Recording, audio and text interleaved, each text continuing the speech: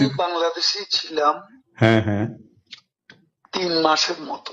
হুম হুম হুম আমার একটা উদ্দেশ্য ছিল হুম। যে ওখান থেকে কিছু করা যায় কিনা, আচ্ছা কিছু একটা করা যায় কিনা, আচ্ছা সংগঠিত করা যায় কিনা। আচ্ছা। বিভিন্ন জায়গায় হুম শ্রমিক অসন্তোষ, হুম কর্মচারীদের অসন্তোষ, হুম। এগুলো প্রতিদিনই এগুলা লক্ষ্য করতাম। মানে পেশাজীবীদের যে ক্ষোভগুলো আর কি। ক্ষোভগুলো তখন রাস্তায় নেমে আসছিল, ঠিক ঠিক বিশেষ করে গার্মেন্টস। ঠিক ঠিক। তো সে সময় ভাবলাম যে এদের সাথে যোগাযোগ করে কিছু করা যায় কিনা। তো এই চিন্তাতে 3 মাস পরে রইলাম। আচ্ছা। এরপরে একে একে সবাই অ্যারেস্ট হচ্ছে এবং আমি তো নেত্রীর পরের হুম। পরের স্থানটাই আপনার। জন।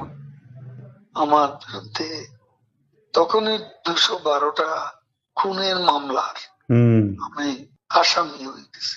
তারপর এই অবস্থা অনেকেই বলল, আবার এখান থেকেও হুম অনেক অনুরোধ যাচ্ছিল হুম আমি যেন সতর্কভাবে হুম এদিকে চলে আসি।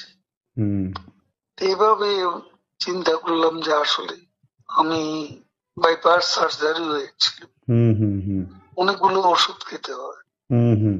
আমি এখানে ধরা পড়লে ওষুধ খাওয়াবে কি। ঠিকই। তারপরে অনেক কিছু ভাবনা চিন্তা করে 75-এ এখানে এসেছিলাম।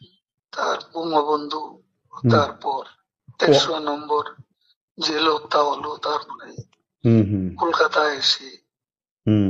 9 মাস ছিলাম। আচ্ছা।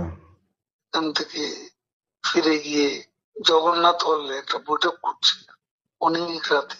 হুম ঢাকায় তখন কারফিউ, তো ওখানে আমাকে অ্যারেস্ট করা হয়। হুম তারপরে এরপরে আবার 111-এর পরে হুম। তখনও জেল কেটেছিল।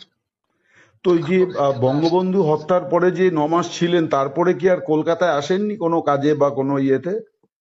না মানে কখনো রাজনৈতিক প্রয়োজনে আসেননি আর কি? আসছি আমি, তখন যোগাযোগ মন্ত্রণালয়ের দায়িত্ব ছিলাম। তখন এসছেন এখানে আর কি? আমাদের ডেপুটি হাই কমিশনার হুম বিজয় দিবসে আমাকে হুম হুম। প্রধান অতিথি করেছিল। বেশ। তো একটা জিনিস বলছি, এই যে আপনি রইলেন, তো তারপরে তখন আর কোনো সমস্যা হলো না যে ওই ছেলেগুলো আপনাকে কোথাও পৌঁছে দিল, ওরা আর কি এটা ফাঁস করেনি? তাহলে কি? আপনার আমি রাতেই ওখান থেকে আবার কিন্তু এই যে ছেলেগুলো এরকম করলো, এটার কারণটা কি মনে হয় আপনার, যে ওরা যে আপনার প্রতি সদয় হলো, আপনাকে কোনো হঠাৎ করে বাঁচালো? কেন আমি বুঝি না। মানে এটা কি হতে পারে যে এরা আওয়ামী লীগেরই তাৎক্ষণিকভাবে ওই সময় বিক্ষুব্ধ হয়েও ছিল, এরকম হতে পারে? হ্যাঁ, আওয়ামী লীগের হলে তো আমি চিনতাম। ঠিকই। একটা অনেকে বলে যে আপনার কিছু ভূমিকা তখন বিতর্কিত ছিল, আপনি ছাত্রলীগ যুবলীগকে যেভাবে মানে মাঠে নামিয়েছিলেন পাল্টা, তার ফলেই এরকম একটা বড় জনরোষ তৈরি হয়ে গেল আর কি, এইটা মানে মানে আমরা। কথা মোটেই ঠিক না। আচ্ছা। আমি কখনো বলিনি হুম যে ছাত্রলীগকে এই অভ্যুত্থান দমন